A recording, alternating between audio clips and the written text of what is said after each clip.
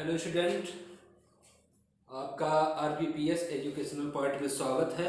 मैं राहुल कुमार पांडे आपके लिए क्लास 12 का first chapter reproduction in organism लेकर आया हूं। हम आज इसका पार्ट 3 देखेंगे। हम यहाँ पर पहली चीज़ देखेंगे कि किस गैमेट को हम फिजिकली एनआइसोगैमी कहते हैं।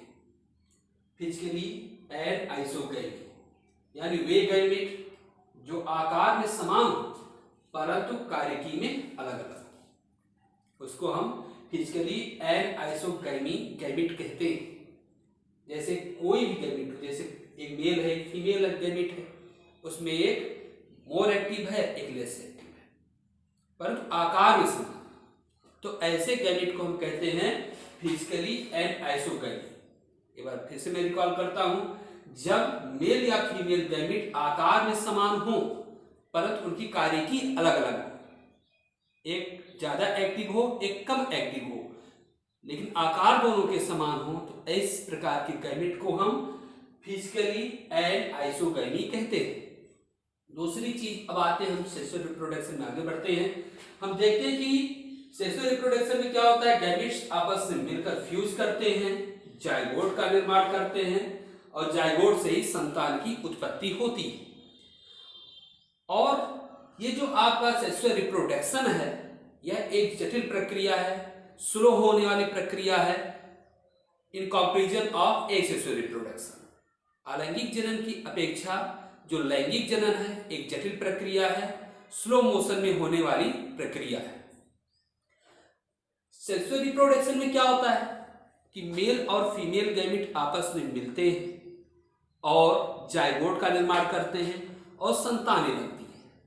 जो संतान बनती है उसका कैरेक्टर अपनी माता पिता से भिन्न होता है और फिजिकली रूप में भी अपने माता पिता से भिन्न होता है, जिसका कारण क्रॉसिंग ओवर है। क्रॉसिंग ओवर आप लोगों ने क्लास 11 में पढ़ा होगा। थोड़ा सा यहाँ पे रिकॉल करते हैं कि क्रॉसिंग ओवर होता क्या है। मान लिया हमारे पास दो क्रोमोसोम है, होमोलॉगस क्रोमोसोम है, समान आकार के क्रोमोसोम है, एक मेल क्रोमोसोम है एक फीमेल क्रोमोसोम है। तो हम यहाँ पर देखते हैं कि मेल का आधा भाग यानी ये पार्ट जो है टूटकर फीमेल क्रोमोसोम में जुड़ जाता है और फीमेल का टूटकर मेल क्रोमोसोम में जुड़ जाता है। और हम लोग जानते हैं कि क्रोमोसोम पर ही जीन पाए जाते हैं, तो क्रोमोसोम के एक दूसरे के ऊपर ट्रांसफर होने के कारण जीनों का भी ट्रांसफर होता है। इस प्रक्रिया को हम क्रॉसिंग ओवर कहते हैं। तो क्रॉसिंग ओवर के कारण ही सेक्सुअल रिप्रोडक्शन में जो भी संतानें बनती हैं उनका कैरेक्टर, उनकी फिजियोलॉजी अपने माता पिता से भिन्न होती हैं, क्योंकि यहाँ पर जीनों का मिश्रण होता है। अगर हम देखें तो जब गैमेट का निर्माण होता है तो वहां पर क्रोमोसोम की संख्या आधी होती है, लेकिन जब वहां आगे फर्टिलाइजेशन होता है तो जो क्रोमोसोम की संख्या संतानों में आती है वह अपने माता पिता की इक्वल हो जाती है। यानी सेक्सुअल रिप्रोडक्शन में क्रॉसिंग ओवर का भी होना जरूरी है, रिकॉम्बिनेशन का भी होना जरूरी है। रिकॉम्बिनेशन मतलब होता है कि पुनः जीनों का अदला बदली हो जाना, रिकॉम्बिनेशन का होना भी जरूरी है और आपका अर्धसूत्री विभाजन भी जरूरी है और फर्टिलाइजेशन भी जरूरी है। क्योंकि अर्धसूत्री विभाजन के कारण गैमेट बनता है, गैमेट में क्रोमोसोम की संख्या उनके जनकों की आधी होती है, लेकिन जब फर्टिलाइजेशन होता है अर्थात मेल गैमेट और फीमेल गैमेट आपस में मिलते हैं तब वहां पर गुणसूत्रों की संख्या उनके माता पिता के बराबर हो जाती है। अब जैसे अगर हम कोई ताश का पत्ता ले लें, चाहे जितनी भी पत्तियां हो उसमें, हम उसको बार बार फेंटें तो हम लोग वहां पर देखते हैं कि बार बार फेंटने से हर बार ताशों का जो क्रम होता है वो बदलता रहता है। ठीक इसी प्रकार से जितनी बार क्रॉसिंग ओवर होता है उतनी बार जीन बदलते रहते हैं। और हम लोग जानते हैं कि कोई भी कैरेक्टर का जीन हो वह अन्य कैरेक्टर के जीन पर निर्भर नहीं होता है। प्रत्येक जीन का जो कैरेक्टर होता है, जो कैरेक्टर उत्पन्न करते हैं, सबका कैरेक्टर अलग अलग होता है। एक जीन दूसरे जीन के कैरेक्टर को कभी प्रभावित नहीं करता है। तो जिस तरीके से हम लोग ताश को फेंटते हैं बार बार, वहां पे नई नई पत्तियां बारंबार आती हैं, इसी प्रकार से जीन का जब क्रॉसिंग ओवर होता है तो वहां पर भी हम लोग देखते हैं कि जीनों की अदला बदली होने के कारण अलग अलग कैरेक्टर्स आते हैं। तो सेक्सुअल रिप्रोडक्शन एक ऐसा बेस है जिसके कारण जो है जितने भी जीव हैं उनमें वेरिएशन आते हैं, विभिन्नताएं आती हैं, जिसका कारण होता है क्रॉसिंग ओवर, रिकॉम्बिनेशन। रिकॉम्बिनेशन का मतलब होता है कि बार बार जीन का, गुणसूत्रों का क्रॉसिंग ओवर में भाग लेना, अदला बदली का होना, जिसके कारण हम लोग यहाँ पर देखते हैं कि हमारी पृथ्वी पर तमाम प्रकार के मनुष्य पाए जाते हैं।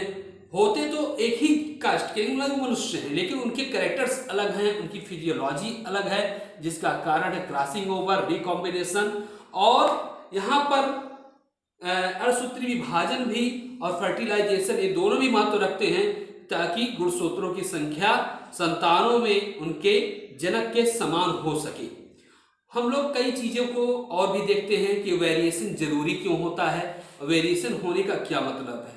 कभी कभी हम लोग देखते हैं कि इन्वायरमेंट में बदलाव आता है। इन्वायरमेंट अगर बदल गया तो कुछ प्राणी ऐसे होते हैं जो उस बदलाव के अनुकूल अपने आप को ढाल पाते हैं, लेकिन कुछ जीव ऐसे होते हैं जो अपने आप को ढाल नहीं पाते। तो जो नहीं ढाल पाए वो समाप्त हो जाते हैं, और जो ढाल ले गए अपने आप को वो बचे रहते हैं। अर्थात उनमें वो जीन है, वो कैरेक्टर्स है, जिसके कारण वो इन्वायरमेंट से उनको लड़ने की क्षमता प्रदान करता है। तो जो जीव बच गए उनसे जो संतान उत्पत्ति होगी, जो संतान उत्पन्न होंगे, उनमें कुछ अलग प्रकार का कैरेक्टर होगा। तो इस प्रकार से देखते हैं जीवों के जीवन को जीने के लिए भी सेक्सुअल रिप्रोडक्शन जो होता है काफी महत्व रखता है। बिना सेक्सुअल रिप्रोडक्शन के वेरिएशन नहीं हो सकता, बिना वेरिएशन के ये संसार बस नहीं सकता है, और इस संसार के बिना कोई जीव रह नहीं सकता है। हम आगे इसमें देखते हैं कि कहता है कि लैंगिक जनन से पहले प्रत्येक जीव में वृद्धि तथा परिपक्वता जैसी अवस्था आती है। कोई भी जीव, चाहे प्लांट हो चाहे एनिमल हो, तो लैंगिक जनन से पहले उसमें वृद्धि होता है, विकास होता है, ग्रोथ होता है। ये सारी अवस्थाएं प्रत्येक जीव में आती है। फिर कहता है कि इस वृद्धि की अवस्था को हम लोग कहते हैं किशोरावस्था, juvenile phase. What is juvenile phase? Juvenile phase यानी किशोरावस्था वह अवस्था है जो लैंगिक जनन या लैंगिक जनन से पहले आने वाली अवस्था है। किशोरावस्था वह अवस्था है जो लैंगिक जनन से पहले आने वाली अवस्था होती है। किशोरा अवस्था का जो अंत होता है, किशोरा अवस्था का जो अंत होता है वह यह प्रदर्शित करता है कि जीव जो है जनन करने की क्षमता को प्राप्त कर रहा है। जैसे अगर हम प्लांट में देखें तो प्लांट में देखते हैं कि उसमें रिप्रोडक्टिव ऑर्गन्स क्या होते हैं? फ्लावर्स होते हैं। अर्थात अगर प्लांट में फ्लावर्स आ रहे हैं अर्थात तो वह प्लांट रिप्रोडक्शन करने की क्षमता को प्राप्त कर चुका है। इसी प्रकार मनुष्य जो होता है, मनुष्य है, एनिमल्स है, उसमें भी हम इसके तमाम संकेत को देख सकते हैं। जैसे मनुष्य है, उसकी आवाज भारीपन आना, कंधे चौड़े होना, फीमेल्स में शरीर का विकास होना इत्यादि जो है वो सारी कह सकते हैं कि जनन काल के प्रारंभ का संकेत देती है। और यह अवस्था जो होती है अलग अलग जीवों में अलग अलग समय पे आती है, और इस अवस्था के लिए इन्वायरमेंट भी काफी हद तक जिम्मेदार होता है। अगर यहाँ पर हम लोग देखते हैं कि यदि अफ्रीका की बात की जाए, यदि अफ्रीका की बात की जाए, अफ्रीका की बात की जाए तो वहां का इन्वायरमेंट काफी गर्म। तो वहां पर हम लोग देखते हैं जो गर्ल्स होती हैं, जो फीमेल्स होती हैं, उनमें जो परिपक्वता आती है वो 9 वर्ष में ही आ जाती है, 9 ईयर्स। जो फीमेल्स होती हैं अफ्रीका में वह 9 ही साल में परिपक्व हो जाती है। इंडिया में देखा जाए तो 12 से 14 साल सामान्यतः माना गया है। इंडिया में 12 से 14 साल माना गया है कि इस अवधि के दौरान जो है फीमेल्स में परिपक्वता आती है। उसके बाद यदि हम यूरोपियन कंट्री में देखें जहां पे ठंडक इत्यादि बहुत ज्यादा पड़ती है, यूरोपियन कंट्री में देखें तो यूरोपियन कंट्री में हम लोग देखते हैं तो वहां पर यह परिपक्वता कब आती है? तो हम लोग वहां पर देखते हैं कि 14 से 18 वर्ष की आयु में 14 से 18 वर्ष की आयु में आती है। तो रिप्रोडक्शन के लिए किसी जीव के तैयार होने का जो समय होता है वह इन्वायरमेंट पर भी निर्भर करता है कि वहाँ का इन्वायरमेंट कैसा है, किस प्रकार से वहाँ पे जीव रहते हैं, वेरिएशन क्या है, इन सारी चीजों पर निर्भर करता है। अगर हम प्लांट की बात करें तो हम लोग देखते हैं जो बांस होता है यानी बम्बूस जो होता है वह पूरे 50 से 100 वर्ष की अवस्था में सिर्फ एक बार फ्लावरिंग करता है। कितनी बार करता है? सिर्फ एक बार फ्लावरिंग करता है। तो जो बांस होता है 50 से 100 वर्ष की अवस्था में सिर्फ एक बार फ्लावरिंग करता है। ऐसे प्लांट को हम मोनोकार्प कहते हैं। ऐसे प्लांट को हम मोनोकार्प कहते हैं। तो मोनोकार्प का मतलब होता है वे प्लांट जो संपूर्ण जीवन में केवल एक बार फ्लावरिंग करें, फ्रूटिंग करें और समाप्त हो जाएं। ऐसे प्लांट को हम मोनोकार्प कहते हैं। तो यहाँ पर हम लोग देखते हैं कि बांस जो है पूरे अपने जीवन काल के दौरान 50 से 100 वर्ष में केवल एक बार फ्लावरिंग करता है, फ्रूटिंग करता है। तो हमने एक चीज और सुनी है, हम लोगों ने एक चीज और सुनी है कि सब कहते हैं कि जब बांस में फल आते हैं, जब बांस में फल आते हैं तो उस समय अकाल पड़ता है। ये चीज जो होती है अकाल का पड़ना, ये क्या है इसके बारे में जानेंगे। This is a very interesting story कि क्यों सब कहते हैं अकाल पड़ जाता है। जब बांस में फल आते हैं तो उसको खाने के लिए चूहे काफी तादाद में बांस के प्लांट के पास आते हैं और उनके फलों को खाते हैं। और हम लोग जानते हैं कि चूहे जो होते हैं उनमें रिप्रोडक्शन की प्रोसेस बहुत तेजी से होती है, वो काफी मात्रा में बच्चों को उत्पन्न करते हैं। तो धीरे धीरे क्या करते हैं कि बांस के फ्रूट को खा जाते हैं। जब बांस का फ्रूट खत्म हो जाता है तो हमारे खेतों को, हमारे अनाजों को नष्ट करते हैं, जिसके कारण अनाज की कमी होती है और भूखमरी फैलने लगती है। इसलिए सब ये कहते हैं, मतलब हर जगह यही कहा जाता है कि अगर बांस में फलन हुआ, फ्रूटिंग हुई तो अकाल पड़ता है। जिसका कारण यही है कि चूहे ज्यादा तादाद में उसको खाते हैं, रिप्रोडक्शन ज्यादा करते हैं, अधिक मात्रा में बच्चे उत्पन्न करते हैं। लेकिन जब बांस का फ्रूट खत्म हो जाता है तो उस समय वे चूहे हमारे खेतों को, हमारे अनाजों को नष्ट करते हैं। इस अवस्था को हम लोग कहते हैं कि यार मतलब बांस में फल आ गया तो अकाल पड़ गया। अब हम जानते हैं, अभी हमने एक शब्द लिया था मोनोकार्पिक प्लांट। तो मोनोकार्पिक प्लांट का मतलब होता है कि वे प्लांट जो अपने संपूर्ण जीवन काल में केवल एक बार फूलते हैं और फलते हैं। एक बार फिर से मैं रिकॉल करता हूं, व्हाट इज मोनोकार्पिक प्लांट। तो वे प्लांट जो संपूर्ण जीवन काल में एक बार फूलते तथा फलते हैं, ऐसे प्लांट को हम लोग कहते हैं मोनोकार्पिक प्लांट। एग्जाम्पल है जैसे बांस है। पॉलीकार्पिक प्लांट, पॉलीकार्पिक प्लांट का मतलब जो एक निश्चित सीजन में फलते फूलते हैं और कई बार फलते फूलते हैं, ऐसे प्लांट को हम कहते हैं पॉलीकार्पिक प्लांट। जैसे आम है, अमरूद, अर्थात वे प्लांट जो जीवन काल में, अपने संपूर्ण जीवन काल में एक बार फलते हैं, फूलते हैं, उनको हम कहते हैं मोनोकार्पिक। और जो अपने जीवन काल में एक निश्चित सीजन में फलते हैं और फूलते हैं, उसे कहते हैं पॉलीकार्पिक। अगर अन्य प्लांट की बात की जाए तो हम लोग जा सकते हैं तमिलनाडु में, केरल में, यानी साउथ इंडिया में अगर हम लोग जाए तो वहां पे एक प्लांट पाया जाता है जिसको कहते हैं नीलाकुरेंजी। एक प्लांट पाया जाता है जिसको कहते हैं नीलाकुरेंजी, जिसका वैज्ञानिक नाम है स्ट्रोबिलेंथस कुंथियाना। नीलाकुरेंजी का वैज्ञानिक नाम है स्ट्रोबिलेंथस कुंथियाना। तो स्ट्रोबिलेंथस कुंथियाना जो होता है, ये संपूर्ण जीवन काल में प्रत्येक 12 वर्ष के बाद इसमें फ्लावर्स आते हैं। प्रत्येक 12 वर्ष के बाद इसमें फ्लावर्स आते हैं और इसको देखने के लिए संपूर्ण विश्व के लोग हमारे साउथ इंडिया में, कर्नाटक में, केरल में आते हैं, क्योंकि हर 12 वर्ष के बाद वहां पर जो घाटियां होती हैं, जो पहाड़ियां होती हैं, वह नीलाकुरेंजी के फूलों के द्वारा एकदम लग जाती हैं। अभी 12 वर्ष के बाद इसमें फ्लावरिंग आई, वह समय था 2018। अब अगला जो इसमें फ्लावरिंग आएगी वो होगा 2030। और इसमें किस माह में फ्लावरिंग आती है ये भी हमको जान लेना चाहिए कि नीलाकुरेंजी में सितंबर और अक्टूबर के माह में ही फ्लावरिंग आती है। इस प्रकार हम लोग देखते हैं कि सभी जीवों का जो जन्म काल होता है, जो जनन की अवस्थाओं का संकेत होता है वो अलग अलग समय पे होता है। अगर हम एनिमल्स में किशोरावस्था को देखें तो हम लोग देखते हैं कि किशोरावस्था जब आती है तो हमारे शरीर में विभिन्न प्रकार के परिवर्तन आते हैं, जैसे आवाज का भारीपन होना, कंधों का चौड़ा होना, स्त्रियों में आवाज का पतला होना। लेकिन कुछ ऐसे प्राणी होते हैं जिनका एक निश्चित जनन काल होता है, एक निश्चित जनन काल पे ही वो जनन करते हैं। अगर यहाँ पर पक्षियों की बात करें, जो पक्षी होते हैं वह तभी जनन करते हैं, तभी अंडे देते हैं जब पृथ्वी पर प्रचुर मात्रा में उनके लायक भोजन उत्पन्न हुआ होता है।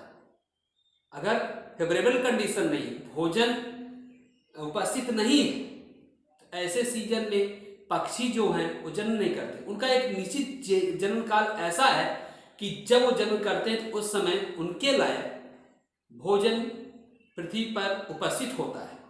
लेकिन यहाँ पर अगर हम लोग देखें, पक्षियों के बारे में अगर हम लोग देखें तो हम लोग पोल्ट्री फार्म की बात करते हैं। बहुत लोगों के मन में होता है कि ऐसा क्या कैसे हो सकता है, जैसे बर्ड्स हैं, हमने कहा कि एक निश्चित सीजन में वह जनन करते हैं और वह तब जनन करते हैं जब वहाँ पर भोजन की उपस्थिति होती है जिसके कारण उनका वृद्धि हो सके, विकास हो सके, पोषण हो सके। लेकिन कुछ लोगों के मन में होता है कि पोल्ट्री फार्म की बात आती है तो हम बता दें यहाँ पे पोल्ट्री फार्म एक अलग प्रकार का इन्वायरमेंट उसमें बनाया जाता है, लाइट ऐसी बनाई जाती है, इन्वायरमेंट ऐसा बनाया जाता है जहाँ पर स्वतः कह सकते हैं पक्षियों में जनन की अवस्थाएं उत्पन्न होने लगती हैं। तो हम लोग पोल्ट्री फार्म को एक अपवाद के रूप में ले सकते हैं कि पोल्ट्री फार्म में जो होता है वहाँ पे इन्वायरमेंट बनाया जाता है, दैट इज मैनकाइंड कह सकते हैं इन्वायरमेंट, कि उसको मनुष्य बनाता है। लेकिन अगर हम नेचर की इन्वायरमेंट की बात करें तो नेचर की इन्वायरमेंट में प्रत्येक पक्षियों का जो जनन काल होता है निश्चित होता है। उनका जनन काल उसी समय आता है जब पृथ्वी पर उनके लायक भोजन की प्रचुर मात्राएं उपस्थित होती है। और हम देखते हैं कि जो हमारा रिप्रोडक्शन की प्रोसेस है, रिप्रोडक्शन टाइम है, उसके लिए हार्मोन्स भी काफी जिम्मेदार होते हैं, क्योंकि हार्मोन जो है ये हमारे रिप्रोडक्टिव ऑर्गन्स से निकलते हैं, हमारे शरीर को डेवलप करते हैं, हमारे शरीर में जनन क्षमताओं को लेकर आते हैं। तो इस तरीके से हम देखते हैं हार्मोन भी हमको काफी ज्यादा प्रभावित करते हैं। हम यहाँ पर देखते हैं कि कुछ जीव जो होते हैं एक निश्चित सीजन में रिप्रोडक्शन करते हैं और कुछ जीव ऐसे होते हैं जो जीवन में कभी भी रिप्रोडक्शन कर सकते हैं, उनका जीवन संपूर्ण जीवन काल में रिप्रोडक्शन कर सकते हैं। तो कुछ जीव ऐसे होते हैं जो एक निश्चित समय अवधि में जनन करते हैं, कुछ जीव ऐसे होते हैं जो अपने संपूर्ण जीवन काल तक कह सकते हैं जनन करते हैं। और आज हम जानेंगे कि उनमें कौन सी साइकिल्स पाई जाती है, किस साइकिल्स के कारण जो है वे जनन कर पाते हैं। तो यहाँ पर हम देखते हैं कि ऑस्ट्रस साइकिल नॉन प्राइमेट्स में पाया जाता है। जो जीव नॉन प्राइमेट्स होते हैं उनमें कौन सी साइकिल पाई जाती है, ऑस्ट्रस साइकिल पाई जाती है। और इसी ऑस्ट्रस साइकिल के कारण ही इनमें एक विशेष जनन काल होता है। जिसमें ऑस्ट्रस साइकिल पाई जाएगी उन प्राणियों का जो जनन काल होगा वह एक विशेष समय पे आएगा, विशेष समय पे आएगा। ऐसा नहीं कि संपूर्ण जीवन भर, एक विशेष समय पे आएगा। जैसे डॉग है उसका जन्म काल एक विशेष समय पे आता है, बर्ड्स हैं उनका जीवन काल एक विशेष समय पे आता है, बाघ है उसका जन्म काल एक विशेष समय पे आता है। तो यहाँ पर हम देखते हैं कि जो नॉन प्राइमेट्स हैं उनमें ऑस्ट्रस साइकिल पाई जाती है और उसी ऑस्ट्रस साइकिल के कारण उनमें एक विशेष जन्म काल होता है। तो नॉन प्राइमेट्स में जिनमें ऑस्ट्रस साइकिल पाई जाती है उसका उदाहरण है बाघ, कुत्ता। और भी जो नॉन प्राइमेट्स में आते हैं उनमें भी ऑस्ट्रस साइकिल पाई जाती है, लेकिन यहाँ पर हम दो उदाहरण देखते हैं, बाघ और कुत्ते। दूसरा आता है मैच्योरेशन साइकिल। मैच्योरेशन साइकिल जो होती है वो प्राइमेट्स में पाई जाती है, जिसके कारण प्राइमेट जो होते हैं संपूर्ण जीवन काल में जनन कर सकते हैं, संपूर्ण जीवन काल जनन कर सकते हैं, क्योंकि उसमें कौन सी साइकिल्स पाई जाती है? नेचुरल साइकिल पाई जाती है। तो नेचुरल साइकिल जो होती है वो प्राइमेट्स में पाई जाती है। एक बार फिर से हम नेचुरल साइकिल को रिकॉल करते हैं कि जो प्राइमेट्स होते हैं उनमें नेचुरल साइकिल पाई जाती है, जिसके कारण संपूर्ण जीवन भर जनन कर सकते हैं। तो प्राइमेट्स में कौन कौन आ सकते हैं? मानव आता है, बंदर आता है। हम लोग जितने भी कह सकते हैं प्राइमेट्स हैं उनमें नेचुरल साइकिल आती है, और जिनमें पाई जाती है नेचुरल साइकिल वह जीव अपने संपूर्ण जीवन काल तक क्या कर सकता है? जनन कर सकता है। अगला स्टेप देखते हैं, अगला पॉइंट देखते हैं हम लोग सीजनल ब्रीडर्स। सीजनल ब्रीडर्स का मतलब होता है कि वे ब्रीडर्स जो एक निश्चित समय में जनन करते हैं, एक निश्चित समय पर जनन करते हैं, उसको हम कहते हैं सीजनल ब्रीडर्स। जैसे आपके हम कह सकते हैं नॉन प्राइमेट्स हैं, वह सीजनल ब्रीडर्स हैं। वो क्या करते हैं? एक निश्चित सीजन पर ब्रीडिंग करते हैं, जनन करते हैं। तो सीजनल ब्रीडर्स हम उसे कहते हैं जो एक निश्चित सीजन पर ब्रीडिंग करता है, जनन करता है, उसे हम कहते हैं सीजनल ब्रीडर्स।